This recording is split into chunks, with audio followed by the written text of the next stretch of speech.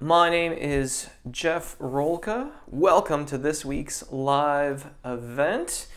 This is your live event. I'm here to answer questions, wax philosophical about the workings of music and musical constructs, and in general, serve as a moderator to those who choose to get engaged in the chat. The chat's open, as far as I'm aware. And ask your questions, talk amongst yourselves.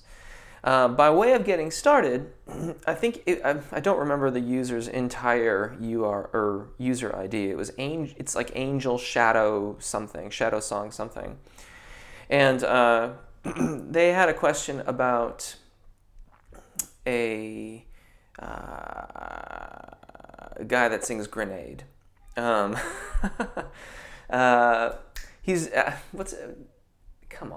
on. Anyway, he has that song, I'll catch a grenade for you. He's really, Bruno Mars. He had a question about a Bruno Mars song, and it's like 24K something. And there's this part that the person indicated. I hope this is working. Normally someone chimes in about now. Hopefully I have started the correct stream. Should be 50. But no one's popping up on the chat yet. In any case, where it goes from C5 to A flat 4 to B flat 4. And when you listen to it, it's pretty clear to me that what he's doing is a kind of cricothyroid sound, which is balanced more towards the cricothyroid muscles. So you get this like, and it's really pretty. If you were to put a little bit more airflow over that, then you would get a bit more resonance and a bit fuller sound, and you could get a little bit more of the thyroarytenoid muscles adducting, and it would sound more closely matching to the thyroarytenoid dominant singing voice, the chest voice. I'm getting concerned now that this is working properly. Let's pop over to this page here and see, just to make sure. Yeah, it looks like it's working. Okay, well, the chat's open, so if you have a question, please feel free to chime in. I feel like there were other questions from last week, but I don't see them in my notes, and so I don't know if they're there or not. Or if I've missed them. If I've missed them, I do apologize. I do apologize for clearing my throat so much, too. I'm still a bit goopy, and I haven't entirely thrown off the shackles of my cold. Hey, Monsieur Maubet. I'm doing well, thank you. I hope that you are doing well, too. It's a quiet morning. I'm not sure if everyone caught the time change. That's what it must be. Oh, the UK went through its time change, and so people are expecting me to show up at 11 a.m. But yeah. The US and the UK are no longer in sync with the way that they go through the time changes. So that's what's occurred here, I think. Either that or I messed up the time change. But I know that the UK did do its time change this past Sunday, 6 days ago. How are you doing? What's going on? I think it's just you and I right now. Pretty sure. Reasonably sure. Don't know. Purchased a massager on Amazon the other day. I really hope it helps my tension in my neck and shoulders. I can take that. Hot and warm compresses I've always enjoyed that too. You know what else can be really good, although it takes a little bit more work than just like a vibrating massager thing, is a Theracane. It's spelled like this. Theracane. And I don't know if you've looked at those or not. You can get so much leverage with it, and you can really get into the knots and the things that are in your back and run your shoulder blades in the back of your neck and stuff like that. Yeah, how are you doing? What's going on? I'm going to open up another window here while we're chatting and just let everyone know on the Facebook group that the time change occurred.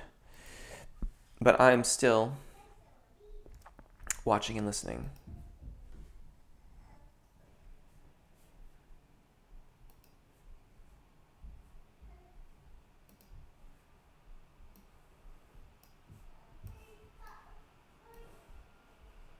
Hey, Maddie.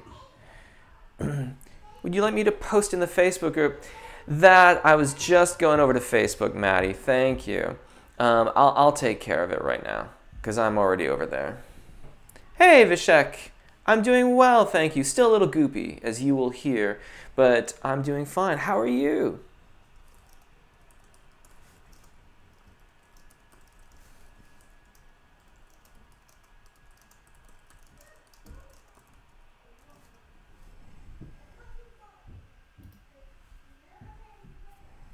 There we go. So yeah, that's what it must be. At some point, I'm gonna have to perhaps just adjust this to California time. But yeah, a couple years ago, the U.S. and the U.K.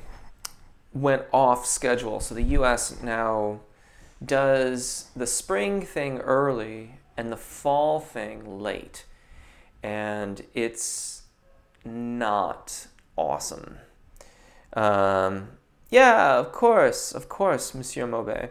The Theracane's a really, really good tool, but again, you have to like make a conscious effort to use the thing.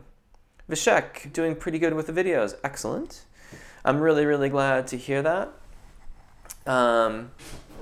Is there anything in particular that you're working on, Vishek?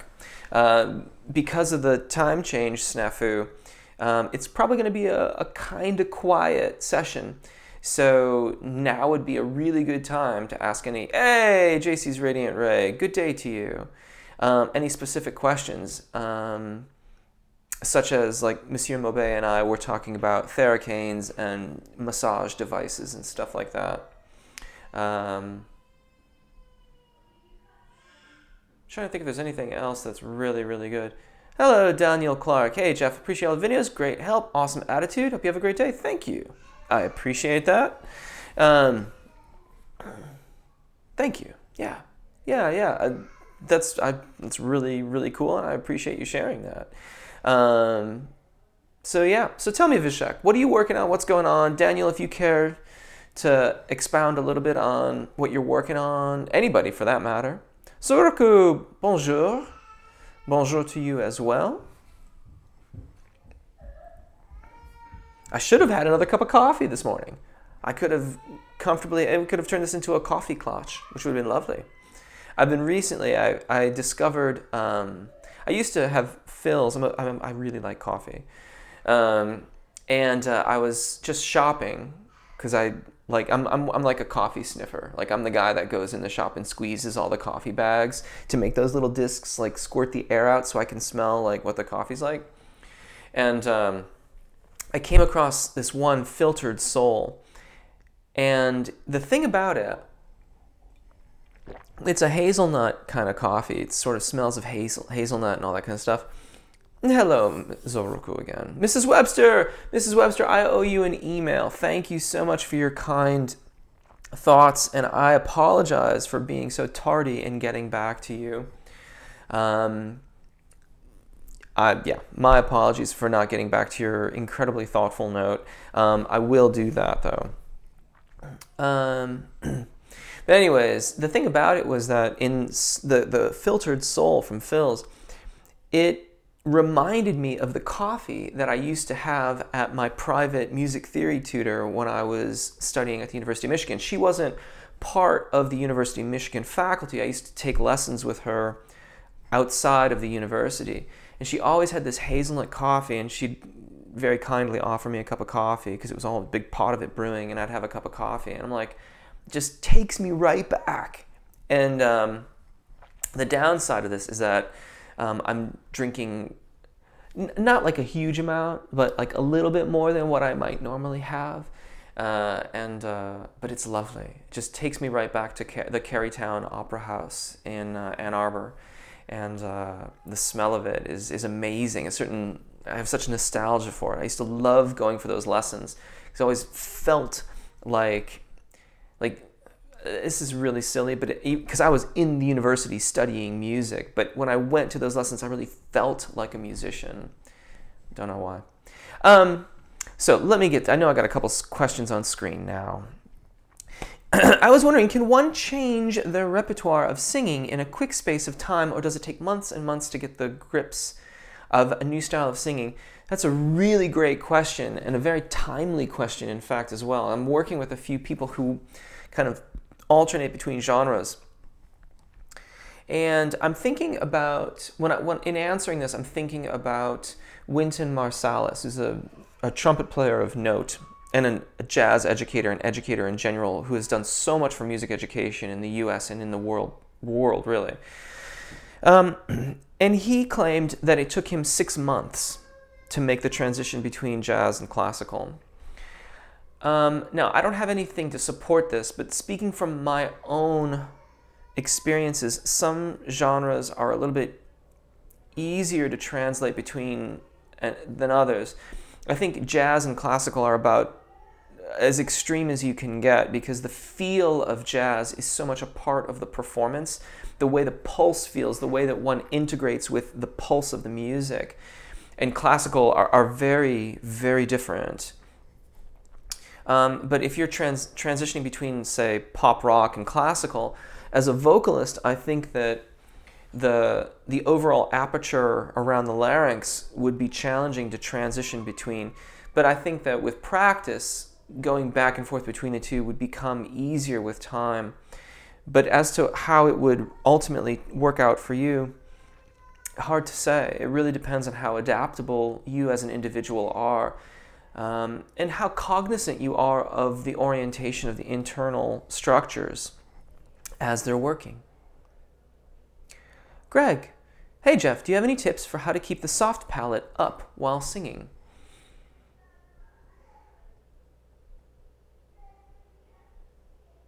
That's a really interesting question. Of course, I have lots of tips on how to become aware of that musculature and learning to get it to go up during practice. Ultimately, my answer to that would be that with the long-term practice of it in an appropriately elevated position, that will become your habit. That's really the answer, is that we need to incorporate the conscious practice of it, and incorporate the practice of identifying with the sound of a raised palate, such that it becomes the habitual performance for our voices. And that way we no longer have to think about it. Ultimately, in all the things that I'm practicing, when I'm with the videos on YouTube, with my private instruction, the idea is to understand how the mechanisms work, in part so that we can implement them in practice, so that those become the habits, and that frees us from thinking about it while we're performing. But if we're performing and something's not right, having an understanding of how we got to have the desirable sound then makes it possible for us to quickly run through our checklists and then fix what's not working, rather than pushing really hard or squeezing to try to generate resonance or something like that. So ultimately, be conscious of the physical structures in your practice, integrate it into your practice regimen, warm-ups, vocalizations, etc., such that it becomes your habit. Suruku, is it true that voice tone is based on your speaking voice, or can you change it like a light switch? Well, ultimately, sure. I mean, this is my voice. I'm using the same stuff to talk as I do when I sing.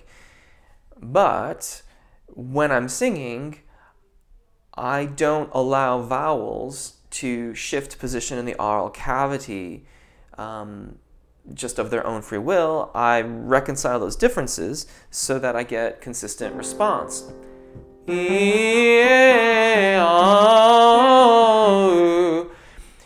I think that certain genres of singing sound more like speech than others based upon the necessity to be understood. So, case in point, if I'm doing on the extreme intelligible side, like musical theater, or like I don't know what you'd call it, like a tonal spoken word, like if you were doing spoken word but it had melody as well, then you really must be understood. There's a high necessity of intelligibility. On the other hand of the spectrum, on the entirely other opposite end of it is Vocalese, where there are no consonants, it's only vowels and melody. And so there is no intelligibility.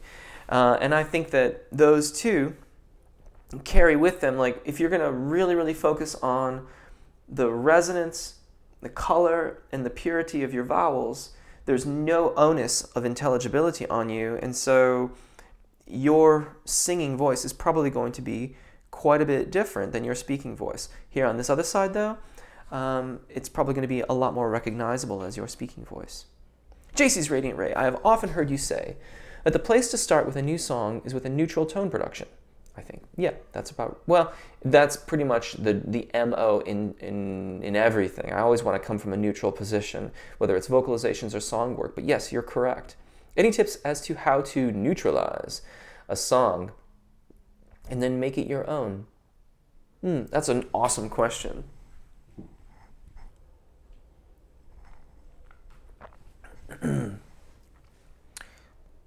I suppose first and foremost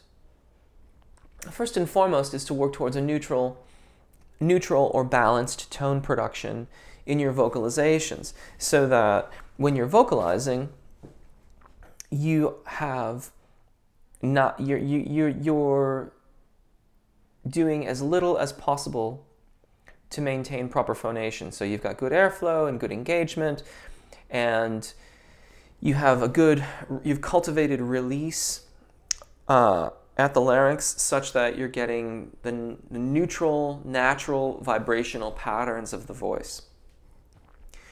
And I would bring that to the song. So when one is working on a song, or for that matter, when I work on songs with my clients, one of the first things that I'll do is usually remove the lyrics from the song. And depending on where we're at, I might have us go through the song with a lip trill and then a sort of neutral vowel like an E or an A. It depends a lot on what the strong suits of the vocalist are. And then I'll work towards incorporating the vowels back into it. That practice is a practice of getting towards the neutral, a neutral tone production for the song. When it's a song that you're very, very fond of, or if you've listened to it a number of times and you have a particular artist that you are fond of who sings it, that can be very challenging, to say the least. But that is the process. Remove everything but the melody. Practice the song as a vocalization, and then work your way back towards incorporation of the lyrics into it. Daniel Clark, your videos have been very helpful for my gospel choir's warm-ups. Brilliant. Wonderful. Please use them in good health, and thank you for mentioning that. That's awesome. Monsieur Mobe, I forgot to ask you. I've been feeling some swelling on my throat for a bit now since I sang on Thursday. I was wondering, is it a break I need, or is it a warm-up to soothe out my vocals? Really depends on what the swelling is, or if it just feels heavy. If your throat is actually swollen, you should see a doctor, because you are perhaps sick. I don't know. It seems like when I go to the doctor, they're always grabbing my throat and trying to see if there's something swollen. So if you have like a swollen lymph node or whatever the stuff that's in your throat, you need to see someone about that. I cannot answer to that. If it's just an actual heaviness, then or when in the early stages, I'm speaking for myself primarily here, when I was in the early stages of working on my registration event technique, I would sometimes feel, it just felt like something was stuck. And there was never anything there. And I went to the doctor on a couple occasions and they scoped it all out and they're like, there's nothing here. But it was like a little bit of it was like a muscle tension, or like something was stuck, or like a weird lump. It felt like all of those things. And in the end, the only thing that I can think that it was the cricothyroid, the posterior and anterior cricothyroid muscles gaining a little strength from the usage that I was doing with them in my practices. I haven't felt that in years. I don't. So, but again, your experience may vary. And if you have actual swelling, or you think you do, you really ought to see a doctor.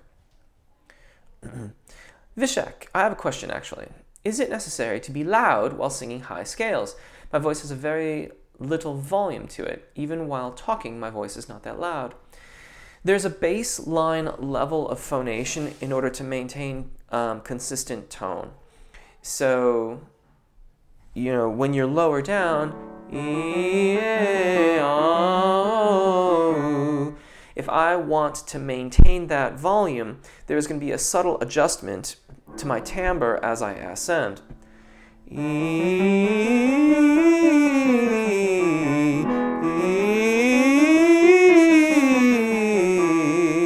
If I want really, really consistent timbre, then I need to increase the airflow, and that is going to result in a little bit more volume.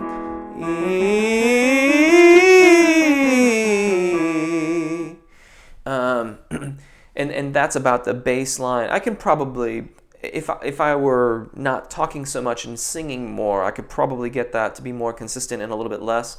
But that's the balancing act that we play above the secondo passaggio. For more consistency, there's a baseline level of volume because of the airflow that's required for consistent timbre. If we're okay with adjusting the timbre, then we can sing a bit lower in volume, but it's going to be a little bit of a different balance between cricothyroid and thyroarytenoid dominance.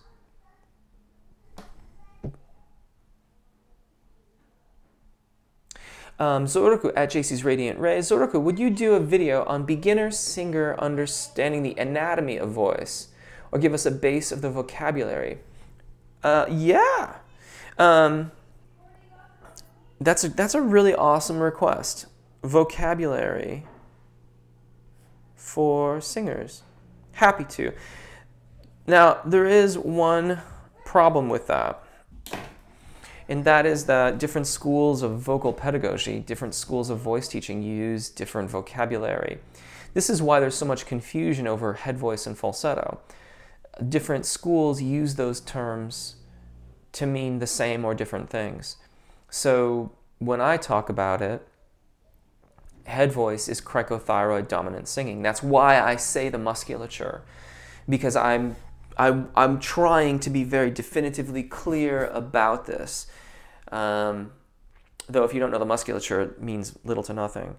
I understand. But there are, different people will talk about head voice differently. They will talk about, and they'll use it synonymously with falsetto. There's even at least one vocal instructor on YouTube that I'm aware of that is talking about cricothyroid dominant singing / head voice as belting.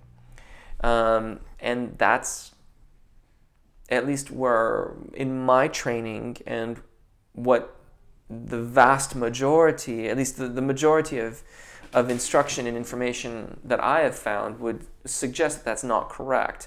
Belting is not, in fact, cricothyroid dominant singing. It's when the thyroarytenoid dominant muscles, the chest voice, are not allowed to transition to cricothyroid dominant singing. So I'm happy to do it, but you have to understand that the language and the usage of the terms as I use them will differ from other teachers. I try to be as diplomatic about these things as I possibly can, but when there's so much confusion, I must say I struggle with diplomacy in this particular realm. That's a long way of saying I think that I'm correct in this, but I'm sure that the other people would say the same thing. But just know that there are different schools of thought about this and that those terms are used interchangeably to mean different things.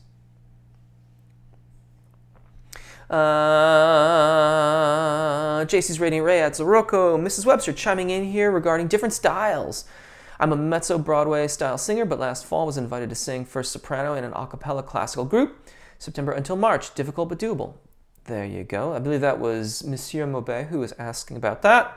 Maddie, I have been working with nerves in preparation for my performance on Monday. I recorded a video of me singing yesterday just to practice and started getting a little shaky. Once I started to connect deeper with my engagement, the nerves almost immediately went away. Hopefully I'll be able to recreate that sensation on Monday. Fantastic. Fantastic. Speaking for myself, focusing on engagement when trying to work with performance anxiety gets to the root of the problem, because that shakiness oftentimes comes from a wobbliness. And the problem with a vocalist is that the minute you begin to get a little wobbly, it seems like engagement starts to suffer and go away. And then we get into this cycle where the voice does start to actually get wobbly, and it becomes this self-fulfilling prophecy. Well done, Maddie. Well done, you. Hayden Poe. Have an audition today. I'm a tenor. Any good warm-ups? Hayden, great question. It does depend a lot on what you are singing. If you have time, tell me a bit about that. If not, then personally, again, speaking for myself, personally, the diaphragmatic warm-up I'm very pleased with. The daily warm-up is really, really good. If you don't have to go above the secondo passaggio, then the free voice lesson tenor warm-up I think is about as comprehensive as could be. It's a little bit longer, but the pacing, in my opinion, I'm talking about my own videos here, so please take this with a grain of salt. The pacing on that, in my opinion, is really, really good. So, yeah. But maybe, if you've got a minute or two, chime in with the range on the song, and perhaps I can be more specific. Mrs. Webster at Maddie Hendricks, Zoruku at JC's Rainy Ray, Monsieur Maubet, any update on those songs you were going to review? Just thought I'd bring it up. Thank you, and feel free to do so. So I don't think I've actually come out and mentioned this, although it's been, I think, evident between the time changes and stuff. Like, I'm actually in California, and I've relocated to California to near San Francisco.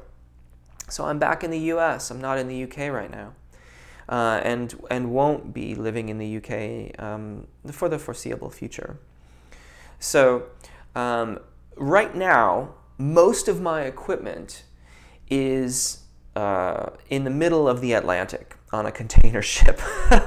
So like my piano, most of the recording equipment that I use to record my videos is all out there. Now, I brought with me, when I came over, I brought with me a sort of skeleton crew of gear that I could get by with and still produce quick tip videos and things like that while I'm waiting for my equipment to arrive. But I'm not able to record the musical parts. That's why the quick tip videos are what I've been doing lately. I can't do the audio part for the piano because I have here I have a really cool digital piano here that was very generously lent to me by a great singer-songwriter, Dave Armo. Give him a shout there. Worth checking out. Very generously lent to me, but it doesn't integrate with the recording and audio production equipment that I was able to bring with me in a way that will allow me to record it at the quality that I, record at, that I think is appropriate for what I'm doing. So I'm still going to do those. I'm just waiting for equipment to arrive. That's all. Let me see here. Mrs. Webster at Monsieur Maubet. JC's Rating Ray. Great advice. Thank you, Jeff. You're very welcome. JC's Rating Ray at Maddie. JC's Rating Ray at Hayden Poe. Monsieur Maubet. It's just a sort of ball-like feeling in my throat. For example, I'm having water now. I will feel it when I swallow. I can't say it is hindering my singing, but I can definitely feel it.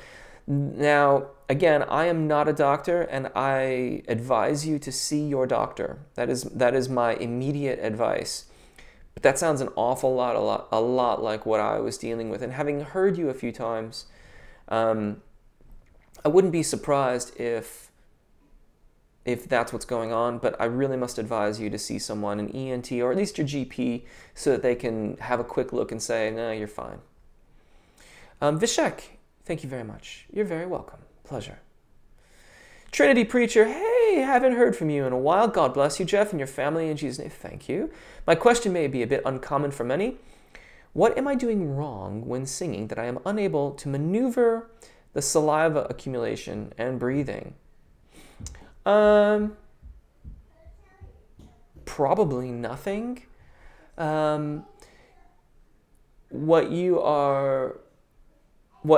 depends a bit on the frequency with which you have an opportunity to swallow in the music that you are singing. So if you have songs that just have no breaks, like there's just no space whatsoever to take a breath, then saliva is going to accumulate, and it's got no place to go unless you swallow. So that would be my first inclination. I suppose it's conceivable that you could be carrying so much tongue tension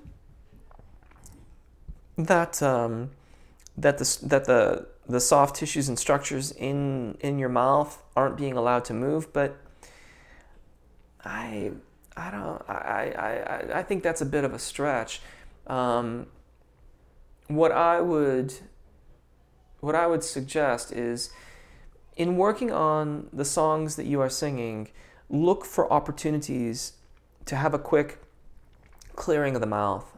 They don't have to be terribly long, just a little moment where you can close your lips and swallow and then get back into it. And unless you are in fact holding a ton of tension in like your tongue and larynx, you'll probably be just fine.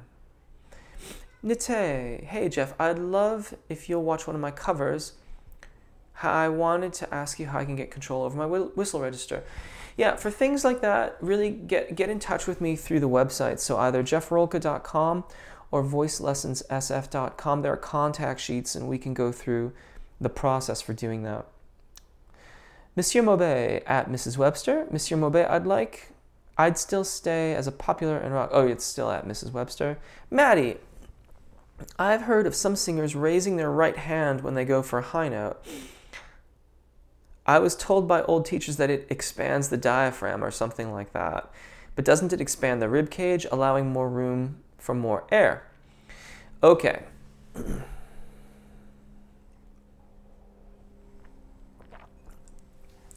In a couple of my videos, I have this tweak where I have people making a bow over their head. And when you do that, you'll notice, actually it was just in the, no, I don't do it in last week's video. But when you do that, it expands the rib cage laterally. The diaphragm is a transverse muscle that is connected at opposite sides of the rib cage. And it has a connection point near the center, which is at in your heart sac. So first of all, the first thing that to think about there is the diaphragm's a lot higher in the body than most people conceptualize of it as being, right? Like your heart's up here. The diaphragm connects to the sac that the heart is in. So it's much, much higher up in the body. When you expand laterally, it stretches the diaphragm downward and it begins to put it into that downward position that is useful for us as singers in conjunction with the oblique muscles and the intercostal muscles and the rectus abdominis muscles. That downward position of the diaphragm achieved by lateral expansion is the beginning process of generating apogeo. By putting your arm up like that, you can feel the rib cage expanding, and that's part of it. If you do both, you'll get an even better and even expansion. When I'm warming up, I wave my arms all over the place. I don't really even think about it. I don't know that it necessarily does anything, but it feels really, really good. And our bodies are our instruments. And you know, people will often ask me, like, I have to sing really, really early in the morning. What do I do to warm up? And part of it's just getting your body moving, like warming up your body and moving around and kind of just starting to get the blood flowing so that you're moving. So yeah, move your arms, get them up. You might practice with your arms up in a bow and then put them down and try to notice the difference. Hopefully there won't be too much of a difference. That would be really, really good. Yeah. Mrs. Webster, wow, I hate moving so much, and here you are dedicated to meeting us each week. Way to go, Jeff. Yeah, absolutely. This is really, actually, I was thinking about that this morning because this is number 50, so 2 more weeks. 2 more weeks and it's a year. Yeah, I am really dedicated to teaching. I really enjoy these sessions. You have to I've said it before, you have to understand, like, this part of what I do is, I feel, an integral part of me as a performer and as a creative artist. So it's just, in my mind, they just all go together. It's the old adage, right? We teach best what we most need to learn. And I really, really enjoy getting these interactions. I really, really enjoy helping people sing. I don't think it has to be any more complicated than that. But yeah, moving is always a trial. Even when you do a move like this in order to clear customs, the people that, they have to physically handle all your stuff in order for the customs to clear on whatever side you're going to. So basically, they have to pack everything, like all the stuff in the kitchen, everything has to be handled by the removals, the moving company, so that their representatives can vouch for it on the customs side of things. But yeah, it's still quite a challenge. Thank you, Trinity Preacher. I'm very glad to be in California. Maddie Hendricks, thank you all so much. I will definitely be thinking of you when I perform. Brilliant. Zoroku, I was trying to add one of your lessons from your website in my Watch Later playlist, but for some reason it's private.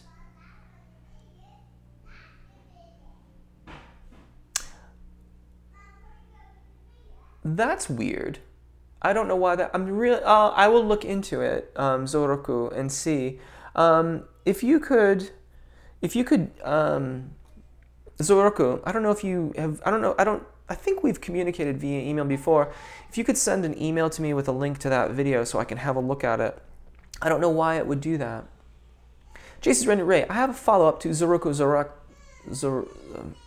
question. Other than the clarity of enunciation, should the timbre, tone, etc. of our speaking voices be the same as our singing voices in all cases? Okay, well, whenever we say in all cases, I'm going to say no, because there's always going to be exceptions. Other than the clarity of enunciation, should the timbre, tone, etc. of our speaking voices... but I'm not even sure. But what, if we put aside enunciation and timbre and tone, what are we left with? Because I'm a bit at a loss here. I mean, ultimately the structures are the same. You know, my speaking voice, the physical structures, they don't change when I'm singing. How I use them and how I use the resonances of things differs. So there is an aspect of our speaking voices in our singing voices. But the timbre and enunciation will certainly change when we're singing as opposed to speaking.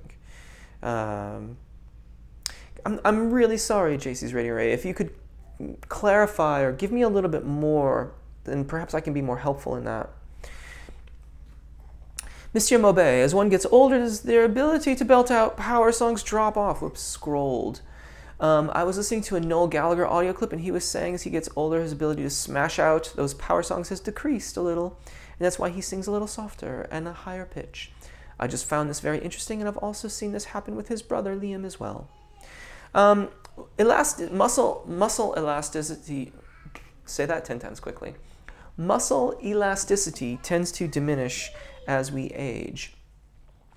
So ultimately, at some point, that ability will diminish somewhat. I didn't realize those guys were that old, though. So it may be hard living that has a bit more to do with it. I don't know. But yeah, vocal elasticity will impede the ability to have quite as much power, which is why we need to practice now when we're not, whatever, not to say that if you're 60 or 70, you shouldn't start now. But you know, the more muscle density and stuff that we can carry into that age, I think the better off we're going to be. Zoroku, would you do the do's and don'ts videos for beginner or professional singers? I can do a little. I did that. I thought I did that. I'm certain I did that, but perhaps I'm wrong. But I'll put it on the list. You know, I mostly focus on the do's. I don't really do so much of the don'ts. You know, do's for beginners and pros. Yeah, sure. But I am gonna go on the do's because you may notice this in my teaching. You may notice this in the videos. I focus a lot on action items, on what we can do, things that we can do. And the idea is that what we do will supplant the negative behaviors, the things that don't help us, the things that are distractions. So, you know, one might say, don't squeeze as much as you approach the secondo passaggio. Okay, well, how do you do that? Well, just don't squeeze as much. That's not really telling you what you need to do to avoid tension as you approach the secondo passaggio. So in my teaching, I focus on what we're going to do to get you into and above the secondo passaggio effectively. And if don'ts crop up in the process, we'll point them out, have a look at them, notice them for what they are, and then focus on the action item. Focus on what we're going to do so that we avoid the unwanted behavior. Monsieur Maubet, when younger, they could smash the song. Is that like a thing? Smash the song sour? That's really cool. With strength and power and loudness, but as they've got older, it hasn't sounded as mega. Maybe it's old age, or maybe it's the overuse of cigs and alcohol. Probably a little bit of both, honestly. Hard living's not going to help us. I mention her from time to time. I mention her frequently. Katie Lang is a study in attention to her instrument and the care of it over a lifetime. And she sounds like it. And you haven't heard her lose any power. I heard an old little ditty she was singing on Portlandia. I don't know if you ever watched Portlandia. I find it humorous, but my sense of humor is interesting, shall we say. Let's be diplomatic. And man, she sounds good. Whether you like her music or not, she sounds, oof, it's just luscious. Love it. Trinity, praise God, thank you so much. You're very welcome. Thank you. Caponi, hey, what's wrong and what to do when I sing low notes? With low volume, tone and sound is bad. When sing louder is okay. Some pals said sing vocals clearer, so better articulation. What helps? My suspicion, I actually talked about this a little earlier on. My suspicion is you're getting below the point, below the volume of air sufficient to have proper adduction and consequently good tone in your low register. So there's a baseline amount of airflow that we have to have proper resonant phonation, and if you go below that, then you're gonna have compromises with either tone, hopefully not intonation, but yeah, I would look into that. You might be able to get a little bit softer if you reassess how you are maintaining your suspension, how you're supporting. The thing to do there is to go do your exercises, do some vocalizations, experimenting with lower register, low volume singing. Give yourself a pass on everything except for ribcage expansion. So go into the vocalizations being entirely fixated on maintaining that lateral expansion through the ribcage and see how you do. Kristen Bull, hi Jeff, what are your best tips for performing live? Where do I even begin?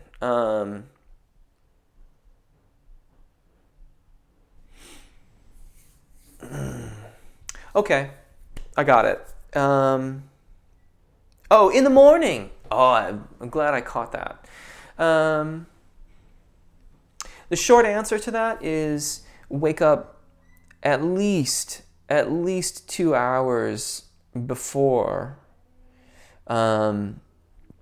your intended performance time, and maybe a little bit more than that, so that you can have a reasonable breakfast and a good warm-up and then go on to do your show. I personally plan for a little bit more warm-up time when I have to sing early, just because I'm not just getting my voice warmed up, I'm getting my body warmed up as well. So yeah, leave yourself a wide margin. Mrs. Webster, laugh out loud moment at moving is a trial. You're very, very welcome. I'm glad that makes you laugh. Moving is a trial.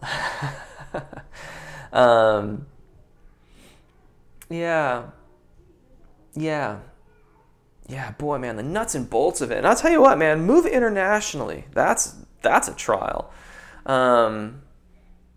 Just the services alone, like making sure the water is going to run and stuff, can be interesting. Chris, how does humming affect one's singing? Well, it can be a very nice way to gently get things going, especially if you've been sick. Like if you've been sick for a while or something like that, beginning with humming can be a nice, lightweight way to adduct the vocal fold and kind of get things moving and move a little mucus around and stuff like that.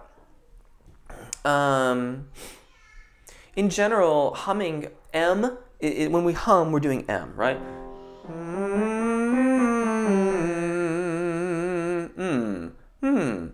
And M is a partially phonating consonant. So when you're humming, you're really singing with your mouth closed.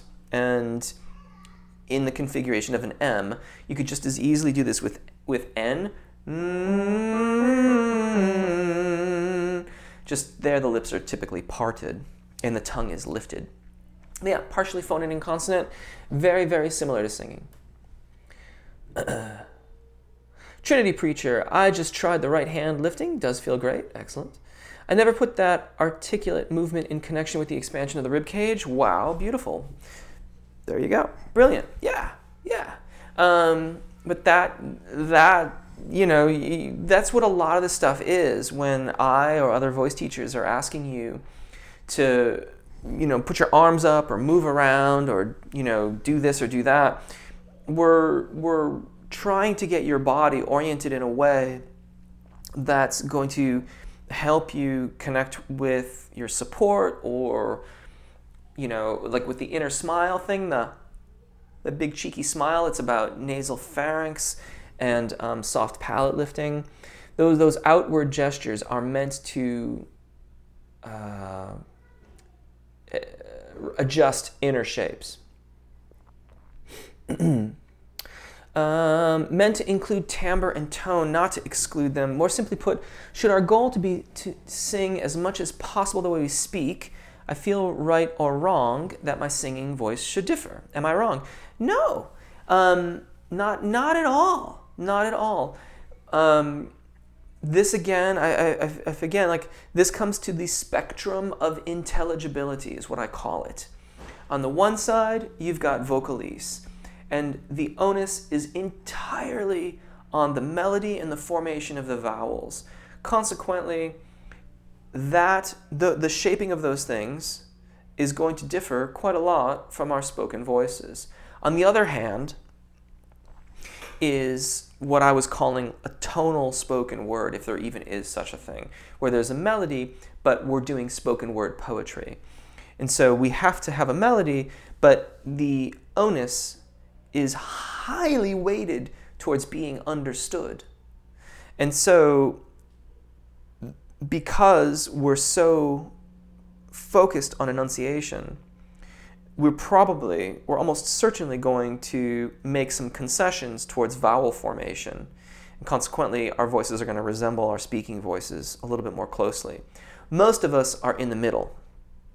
So, speaking for myself, I sing kind of acoustic, folksy. You probably can't call it rock, but it's certainly not folk music either. You would say I'm a singer-songwriter, but what does that even mean? I mean, I guess it's become a genre, but there's not a lot of information in that. And so, I'm not as intelligible as someone doing tonal spoken word, but I'm far easier to understand than someone singing Vocalese, or even like, a Tom York who has much less. There's much more of a weighting on the vowels and the melodies of things. Not to say that my melodies aren't important, but we just weight things a little differently. So I don't think this is a question of right or wrong. I think it's a question of what is suitable for our genres. Where are we on the spectrum as required by the genre that we are singing? Altug, can you talk about messa di voce, how to do it properly? Sure. I feel like it's a cliche. The simplest things are oftentimes the most complex. In the messa di voce exercises, often it's just a single vowel syllable sustained for a long period of time. The idea is to start at sort of a comfortable dynamic range, somewhere in the mezzo piano area, crescendo over roughly 3/4 duration of the held pitch, and then make a diminuendo at the end, not quite returning to where we began. So if we began at mezzo piano and we crescendo towards forte, and we might then make a diminuendo resulting around mezzo forte, give or take. All of those dynamic markings are relative to vocal music. So the overall amplitude differentiation between a vocalist, say, and an oboe player will be different, and a saxophone player, and a trumpet player, and a violin player, and so on. The overall possibilities of dynamic markings, even though they get expressed throughout, piano or pianissimo through fortissimo, the actual dynamic amplitude is often different, right? One person once joked that you should really just write piano and forte for oboes because that's the only dynamics they can actually do. You'd save a lot of ink. I'm not really going to comment on that any more than to say that I thought it was funny at the time. So that's really it. Typically, there is an onus on consistency of timbre when doing the messa da voce exercises. So, if you're doing it here, that doesn't count because I was airy.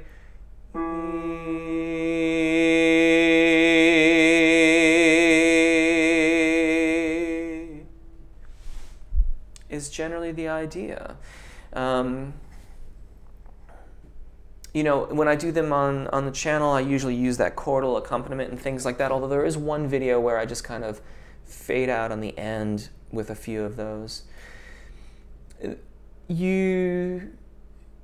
I think they're great exercises. I think that you really have to listen very, very carefully when you're doing those and really, really be honest and know that your initial dynamic change will probably be less when you first begin and will grow over time. Furthermore, that the overall change in dynamic will vary depending on where you are in your range. So for tenors, that space between G3 and C4, you will have a lot of ability to change dynamics. Elsewhere, as above and below that point, perhaps not so much.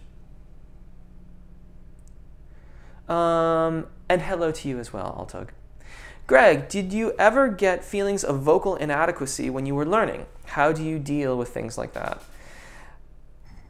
Well, I still feel that way. That's not something that's in the past tense. To me, that's the saboteur. When I get ready to perform, those are the kinds of things that my inner crosstalk torments me with. And I work really, really hard at putting those things aside and learning to perform and do what I do anyway. For me, that is what you're asking about is going to be a lot of what I address in the performance anxiety book that I'm working on right now. Those kinds of thoughts are how I arrived at my process for preparing for performances. So like the entire process of performance as I get ready for it, the process as I get closer to it, what I wear, what I eat, how I warm up, how I ultimately get ready to walk on stage in terms of how I cultivate my thoughts. And when I'm actually in the process of performing, my mindset as I'm focusing my thoughts and energies in the immediacy, in the performance itself. My short-term advice to you is to, and I don't mean to sound flip about this, but to contemplate the notion that those who come to see you perform want to see you succeed. They really want you to do well. That is where it began for me. When I really committed to that thought is when I really started to embrace the notion of doing well. Okay, guys, I have to wrap this up today. Thank you so very, very much. I really, really appreciate it. Gosh, take really good care of your voices. Enjoy singing, and I will see you next week. So sorry to be so quick here, but I really, really have to go today, okay? Take care, and bye-bye.